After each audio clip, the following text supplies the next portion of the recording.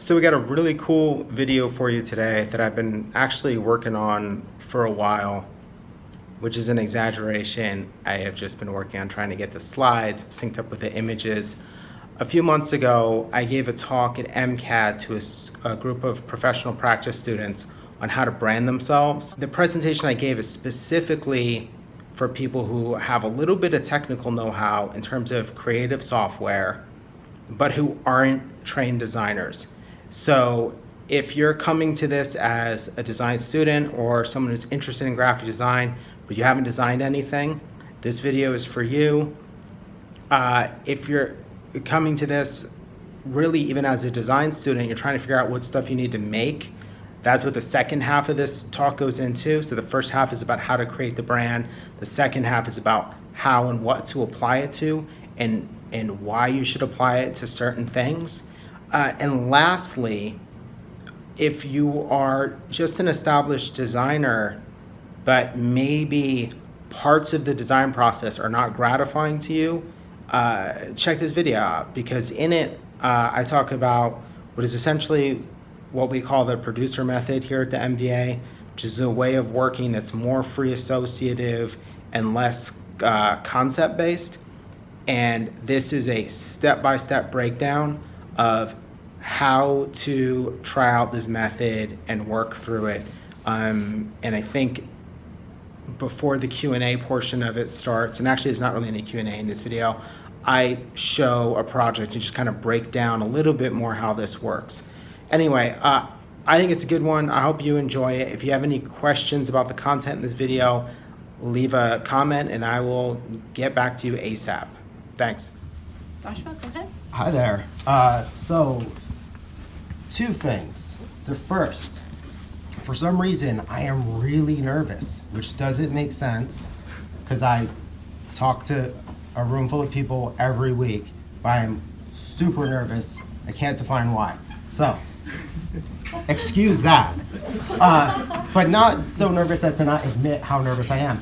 And then two, I have a cold. So I'm gonna actually try to get through this kind of quickly in order that I may reserve my voice to take as many questions as we have time for. Because I think the number one value of coming into a class is not to share a bunch of stuff that you could have Googled anyway, but to have like unfettered viewpoints that you don't necessarily have access to all the time. So instead of having other people do a bio for me, I'm Joshua Hardesty. I'm a graphic designer. I do art direction. I write books and make music and do a lot of stuff. I went to this fine institution from 2000 to 2003. My background is in, actually I've done like everything. So I worked at Intermedia Arts that recently went out of business fairly recently. Or they went out of business fairly recently. I worked there forever ago. That made me broke, but it was good to work in a nonprofit. Then after that, I went and worked at Target. So I went from having budgets of 0, that was the default, which meant I had to make photocopies and pay out of my own pocket to cut them down.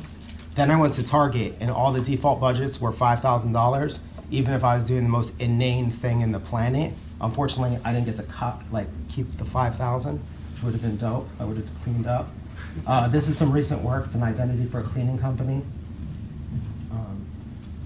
Kind of choppy. These are actual sunflowers that have been spray painted. What else did I do? Design book covers. Design stuff for S, the skateboard shoe line. This was before they went out of business. That's a through line of my work, is I put people out of business. This was Kitty Corner from Spy House. They used to have this amazing old sign. And right after I made this shirt, they got rid of that sign. This is a recent record cover for a band called Josh Harmony and Company. These are a bunch of outtakes. I like the one that's the Moody Blues logo, but it looks like a 1980s straight edge hardcore record. The easy answer, easy answer, easy answer. So factory poster. So what you can't see here, and this is kind of rad because it works. Can anyone see the hands? I don't think you can. This is awesome. I still can't see it. So this is a 4-color screen print. Black, black, white and silver on black. On my screen, you can see these hands peeking through. So that's kind of dope. And then this is the thing I did when I worked at a company called Latitude, which was a store takeover for Adidas and Pusha T back in 2015. And these are actual cement pedestals that we made. And then we made these dope banners with C prints. My favorite gesture is that light box in the back. It's 8 feet wide by 10 feet tall, and it's actually just a C print hanging from the light box with gold clips. Not real gold, but whatever. And then all the photography was by Ari Markopoulos. So it's one of those things where you get to make something awesome just using other people's stuff. So that's that. All right, so we're gonna talk about something. Crafting an effective visual identity. What that basically means is communicating with a degree of style and consistency. Oh, look at that, style and authenticity, even better. So what do we mean by that? So there is you, and there are these markets that you need to engage with. They could be employers, clients, fans, buyers, or collectors of your work. You have to get stuff from you to them. The point of having a visual identity is to make that stuff just as cool as it can possibly be. First, we're going to talk about how to make a visual identity, aka a look and feel. If any of you have taken graphic design 1 or 2, retain the technical skills, but ignore the process stuff. This is better. And then 2, tactics, aka what you need to make. And then, I already have dry mouth, so let's have my shaky coffee. Seriously, like, it's like I'm in withdrawal. Usually what happens is on the way to talk, I rap really loudly in the car, so when I walk in the room, I'm like, fuck. But today, so, okay, all this visual identity stuff, none of this matters if you don't take action. So this is the motto, action over everything. If we were Dipset, it would be money over everything. So, action, networking, informational interviews, freelance, trades, volunteering, cold calls, emails, internships. All of that matters more than your new website, your new project, letterpress business cards that your fancy graphic design colleagues want to make, your dream internship, your senior project. That's the excuse for not doing anything. Oh, I'm working on senior project. No, you're not. You're procrastinating on stuff. So, work over waiting. That's really critical. Everything I'm talking about here is icing on the cake on top of you doing stuff that needs to be done. So if you don't have like a LinkedIn profile with a photo, that is 1,000 times more important than every single thing I'm going to talk about. I have a theory that all the speakers you'll hear this semester, their stuff's more important than mine.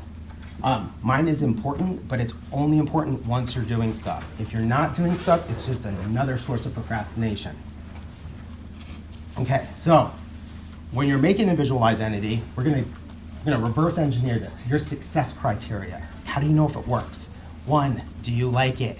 Not did your friends convince you that you should like it because it's got the film little holes on the side because you're a photographer and that's you shoot on film, blah, blah, blah. Like, do you like it? 2, does it feel right? Like, just gut instinct, like in addition to you like it, does it feel right? Like if I make you a postmodern ironic thing that looks like McDonald's, it might be a funny idea. It might just confuse everyone, and deep down you're like, I don't know why my identity looks like McDonald's, because all it does is confuse people. So does it feel right? And then 3, are you present in the work? I think this one is really important. When you look at the thing, is it about the stuff that you're about, or is it about the stuff that somebody else wanted it to be about? And the reason I bring this up is graphic designers, especially when we're in our nascent stages, are entirely ego-driven. All we do is make the work about what we wanted to make the work about. So we're like, yeah, this is about the history of something and Swiss typography and blah, blah, blah, blah, blah, blah, blah. And then at the end of the day, it's like, okay, cool, but are you in it? Like, is the stuff you're interested in, is the stuff that you're concerned about in that work? If it's not, I would argue it's a failure, because they should have just made that identity for themselves. And instead of doing a lopsided trade with you, where you took beautiful photos of their work and then they made you a crappy identity. So the process. The process we're going to talk about is designed for you guys, because in 2019, I assume that all of you know enough Adobe software that you don't need a graphic designer. But what you do need is a process. You need a process, one, so that you don't make entry-level crappy stuff, and two, you need a process so that by the time you get to the end, you're invested in it and you can see yourself in it. That will give you confidence in the end results. So the process is going to look something like this. Scarier than it really is. Research, analysis, ideation, sketching, refinement, testing, execution. This looks like it's a big thing. It's not a big thing, though. It's important, though, to do the steps. It's how you make good stuff. So research. So here's what you're going to do. Find a blank surface, notebook, text document, copy paper, whatever it is, because you need to make lists. And the rules of making these lists are going to be, do not edit. Capture everything that pops into your head. Don't judge anything. It's not good, bad, cool, stupid. It's just a thought. Capture it so you stop thinking about it. If you think of a concrete concept, write it down, but then get back to your research. So if you're doing this research and then all of a sudden you're like, oh, the visual style should be McDonald's. Okay, cool. Write that down, but then get back to work, because you still have to do this to make sure that the McDonald's concept is good. I don't know why I'm zoning in on this McDonald's thing. And the reason you don't have to judge anything, the reason you don't have to edit anything is because analysis is the next step. So first you have to do the research, and then you can judge the hell out of it. Okay, so list number one is going to be visual stuff that you love. This is going to be the first way that you put yourself in the work. So if I was doing this, the visual stuff that I love, and I wrote this at 2 in the morning watching Fast and Furious, so I'm not sure it's the most focused thing in the world, but the North Face, 90s glitch graphics, Gravity Records, postal forms, early Zeros, skateboard ads, Jan Sitchold posters, Swiss typography, vintage 45 labels, late period Rauschenberg, 1950s Guggenheim catalogs. I don't care that none of these have anything to do with each other, because like this is research. The initial part is just dump the stuff in my brain onto a sheet of paper. And part of the reason I'm going to do this is this stuff all looks dope, right? Because it's visual stuff I like. That means my identity is going to look dope, because like I'm already looking at rad stuff. This is called like a hack. List number two, what is your work about? Now, what is it honestly about? Not what is your nonsensical artist statement about? Okay? Here's what mine would be about. Subculture.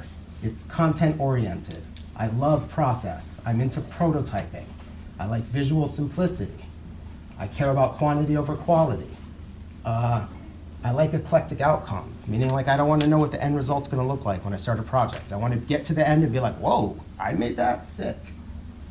Okay, so this is what the work is actually about. And I have some in here that are probably weird. Speed, right? Nobody brags that they work fast. I do, I think it's awesome. Oh, here's another one that I love. Effortlessness.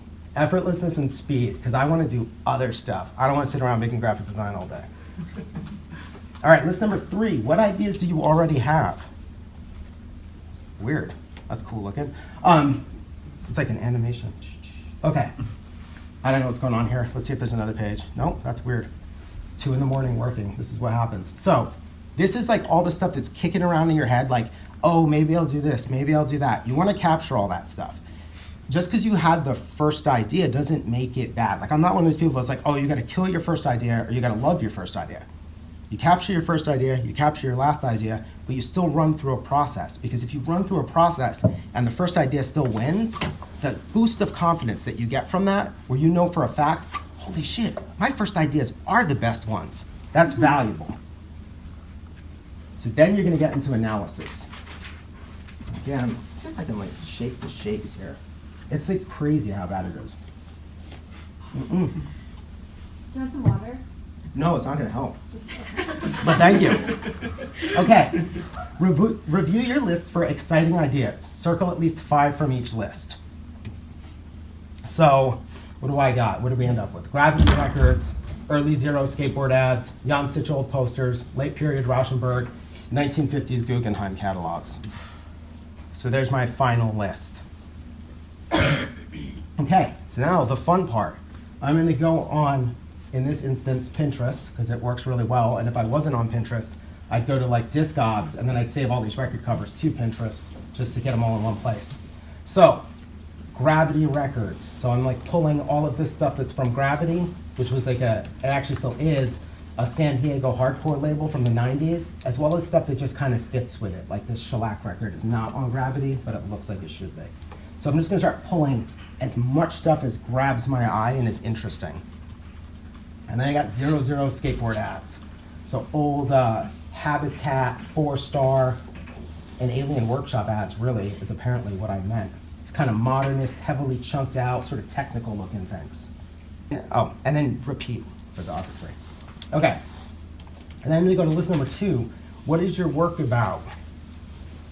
Oh, let's go back here. So we got subculture, effortlessness, curation, iteration, and physicality. Let's see if we made a list.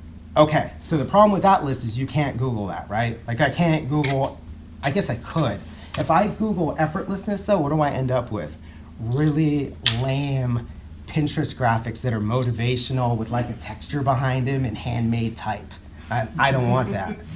So what I have to do is start a fresh list and figure out how I can visualize this idea. So I grab a sheet of paper and I write effortlessness at the top of it. And then I'm gonna start thinking about strategies, references, and concepts. So I might end up with handwriting, casual compositions, hand-cut elements, full bleed photography, default fonts, ECM record covers, so on and so forth. So these are things that to me communicate effortlessness. They're fun, they're sort of easy, they're a little bit sloppy, and I like that. So then I start finding stuff that fits in that category. So here we have like a whole bunch of stuff with handwriting, taped up collages, Polaroids, kind of default, almost technical looking type. See if we got anything else cool. I was thinking default fonts, so we have stencils, blah, blah, blah. Not blah, blah, blah, it's awesome. I cared very much. And then what do we got here? Handwriting. So this is me, I organized, like first I made a big dump of everything, I started organizing it. So we got like these kind of collagey Rauschenbergs that just feel really chill, the Polaroids, so on and so forth. All right, so that's my research and analysis phase, okay? It's not a big deal. I didn't have to go to the library. I mean, I could have gone to the library, but I didn't have to think about it, you know what I mean? Like, I can hustle and do this quickly while watching Fast and Furious, you know, being my best self. Use your mood boards as zones to explore, play, experiment, and investigate. You don't need to be a graphic designer to do this. So what do I mean now? You go back into that stuff that you have. So you have like a mood board of early zero skateboard graphics. Now I just start playing in that bucket without thinking about what it's gonna turn into. I just start making some stuff with that. I start making some effortless kind of photocopy collage stuff, and I start playing in these different zones. Now, one of the reasons that I'm advocating that you do this is if you're not a trained graphic designer, when you start at the beginning as like a, you know, very important graphic designer, you're gonna start a project and you'll start to have like graphic designy ideas about it. Like you're gonna see an end in sight, even if you don't want to. It's kind of inevitable. It's kind of like if my theory would be, if I was starting to do animations, I should probably not be super attached to the outcome because it's gonna suck. Whereas you'll have more experience than me. You maybe can kind of be attached to the outcome because hopefully it will suck less. So this is like you wanna play, because if you play, you're just gonna surprise yourself and make dope stuff. If you're super intense about how good it has to be, you're gonna make crappy stuff, you're not gonna make enough, and it's not gonna be fun, and instead of doing it, you're gonna procrastinate. So this is a pretty typical way for me to approach this. I will make a to-do list, super factual list of what I need to do. Handwriting studies in pencil, pen, and marker. Boring type layouts with Arial and Courier. Find materials for collaging. Find Polaroid Photoshop textures. Design a Habitat style layout, which is a skateboard company. What images should I use? So this is super factual, and it keeps me from being too involved in one particular concept. It's really bugging me. I don't know what it is, but whatever. And then I'm gonna make all this stuff And I'm not gonna worry about how any of it works together, because I don't care. I'm just playing, having fun, watching Fast and Furious on my laptop. Then I'm gonna mix and match everything. And because it's your project and you have total creative freedom, you can totally do this. You don't have to have this like super clearly like end in mind. Like if I design your identity, I kind of have to. Because if I just play and screw around, I might get to the end and be super happy with what I've made, and you might be like, no. But it's your thing. You can do whatever the hell you want. So like, just play, have fun, don't worry about it. Make it fun enough that you procrastinate doing your homework. If you'd rather do your homework than do this, you're doing it wrong. Okay, so you've mixed them all together. Now you pick your favorite, and now you have a visual identity. Like, that simple. I want to back up one step because I think I might be missing a slide. Whenever you make something that you're kind of stoked on, stop, and then make another version of it. So like what I would do with this is like, I'd start with something like big and fun. Like, let's say I'll make a promo poster. Like, I'm gonna silk screen a promotional poster. So that's what I'm gonna start with as like my test example of what to play with. As soon as it works and is like kind of cool, I'm gonna make something not as exciting, like a business card, because it's got some copy, but it's not super intense. So now I see how it works at like a big, sexy level and at like a really boring, stupid level. Now the beauty of doing it that way is, if you get down to the boring, stupid level and you don't like it or it doesn't work, well, cool, you just made an awesome poster.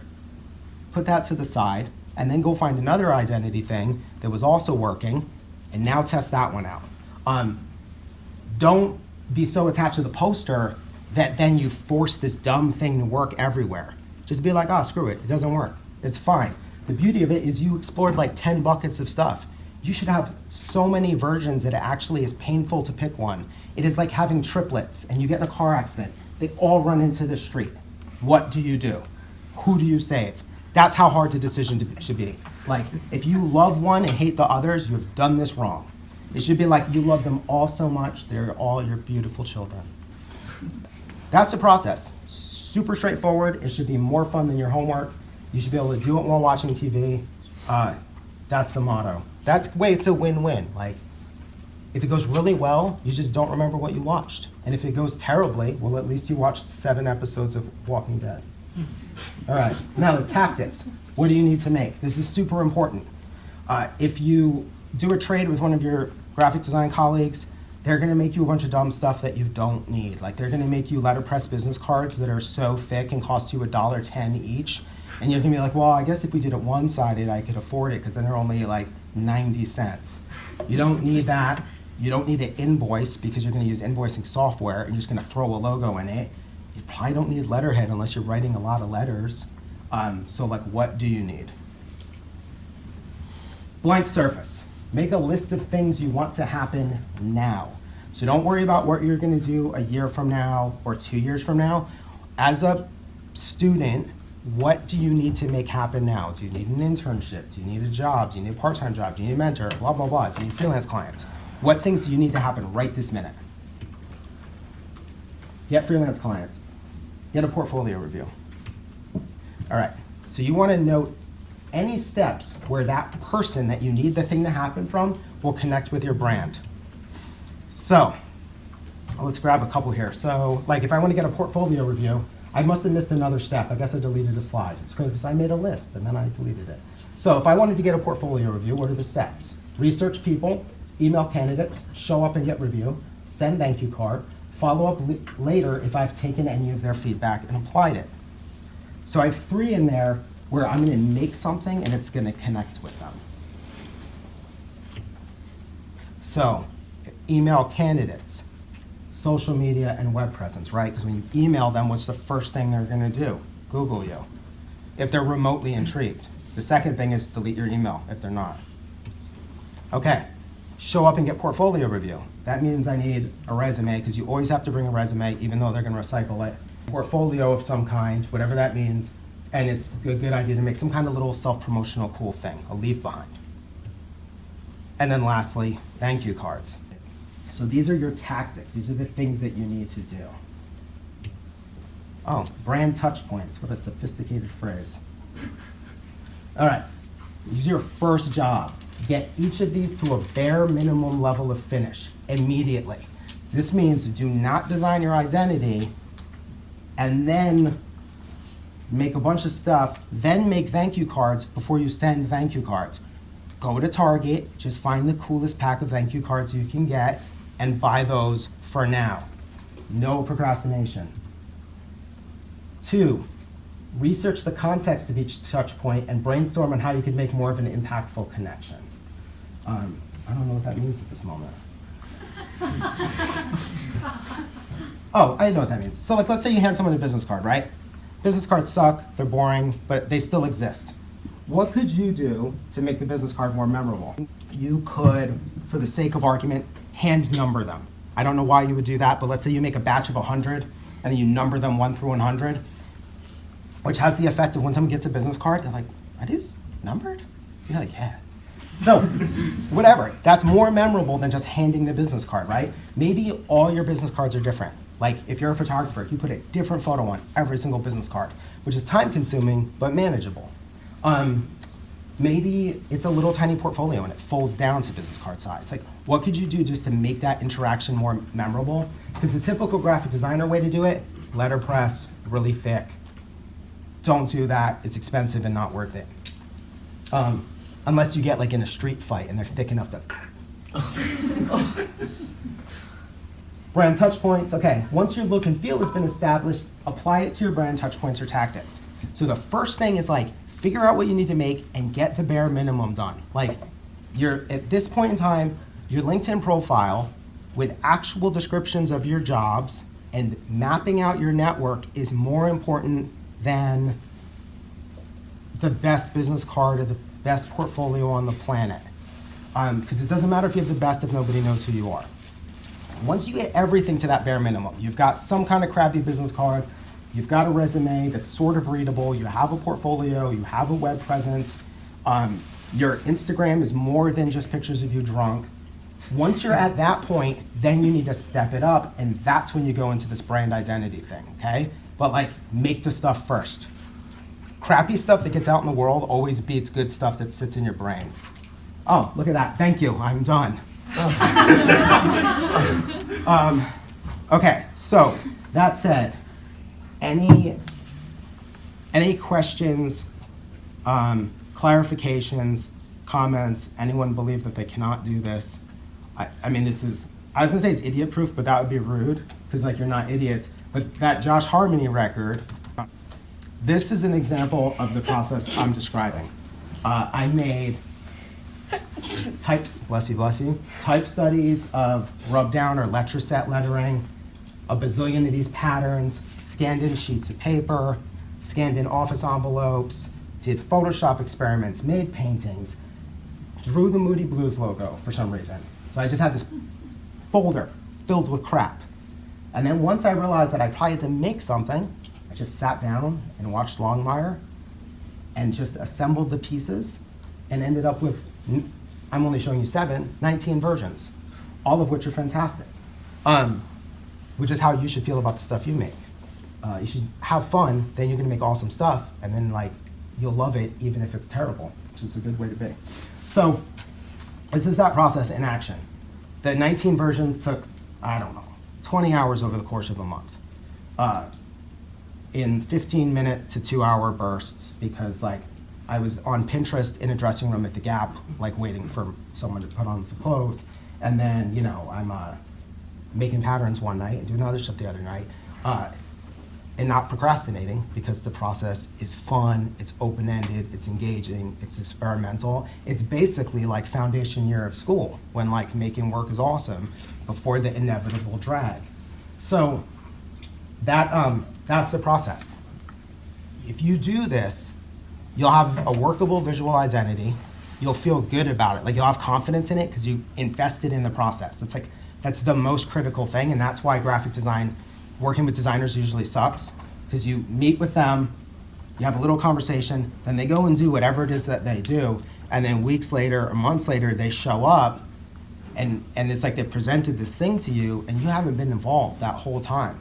So you don't really have confidence in it. and you don't see yourself in it. And that's not always true, but it's true enough. That's why graphic designers hate their jobs, because like work always gets killed at the last minute. But it gets killed at the last minute because there's not enough investment from the other party. But you can do this just by yourself, and by the time you get to the end, I promise you, you will have so much confidence in the thing that you've made because you've done the work yourself. You've compared it to other things. When you make 10 things, it's easier to pick one, because like at the very least, you're like, well, that's the least sucky one out of the 10.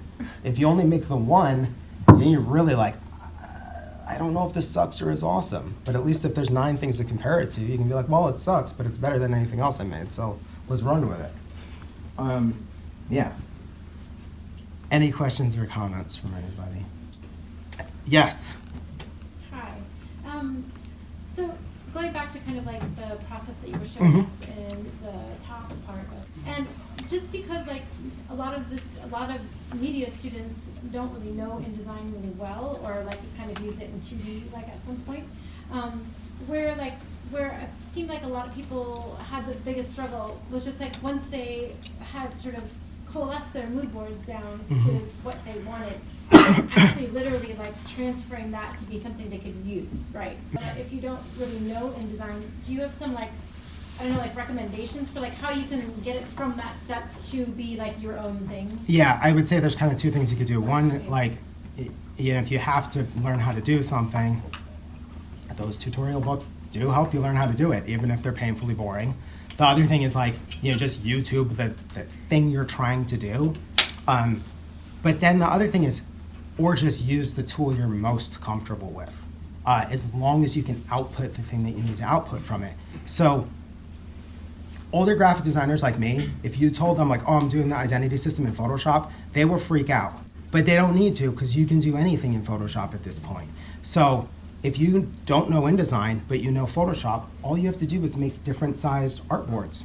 And then cool, just do it in Photoshop or in Illustrator. I mean, you could probably find a way to hack it together in whatever, After Effects somehow, and be like, I'm gonna export frames as TIFFs. I mean, it's a terrible idea, but the general thing is like, you know how to do something, and as long as you know how to make basically a high-res image from something, you'll be fine. So if like, it might be backwards to do it in Photoshop, but the thing is like, you can just, you don't even have to export. You can just use the PSD, or you can export whatever 300 DPI JPEG, and cool, there's your business card.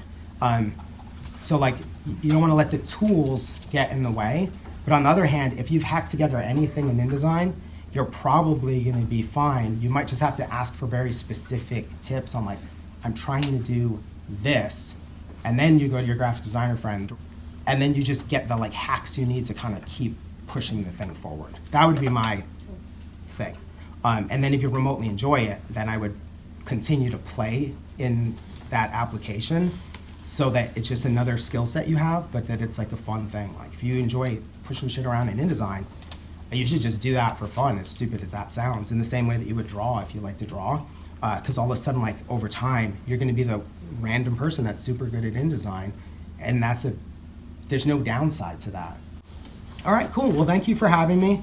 Patty has a copy of this deck. She can send it to you. If you have any questions, reach out to me. All my social network internet stuff is MVA Joshua, like Motor Vehicle Accident Joshua, or Midwest Visual Agency, as the case may be. And if you have any follow-up questions, I'm in the MCADS thing as N Hardesty, so you can email me or, I don't know, whatever, jump in my DMs. It's all good. Okay, thank you. Thank you.